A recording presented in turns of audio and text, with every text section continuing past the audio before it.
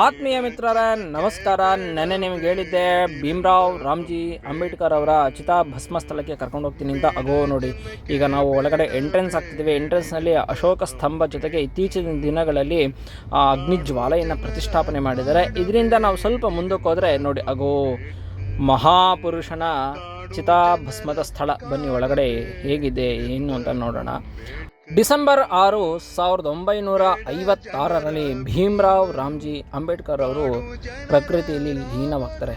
ಡೆಲ್ಲಿಯಿಂದ ಅವರ ಮೃತದೇಹವನ್ನು ಮುಂಬೈಗೆ ತಂದು ಮುಂಬೈಯಾದ್ಯಂತ ರಾಜ ಮರ್ಯಾದೆಯಾಗಿ ಅವರನ್ನು ಮೆರವಣಿಗೆ ಮಾಡಿ ಸಮುದ್ರ ದಡದಲ್ಲಿ, ಅಂದರೆ ಈಗೇನು ನೀವು ಜಾಗ ನೋಡ್ತಿದ್ರಲ್ಲ, ಇದೇ ಜಾಗದಲ್ಲಿ ಅವರ ದೇಹವನ್ನು ಗಂಧದ ಕಡ್ಡಿಗಳಿಂದ ಅಲಂಕರಿಸಿ ಆ ದೇಹವನ್ನು ಮಲಗಿಸ್ತಾರೆ. ರಾತ್ರಿ 7ವರೆಗೆ ಅವರ ಸುಪುತ್ರ ಅಗ್ನಿಸ್ಪರ್ಶ ಮಾಡ್ತಾರೆ.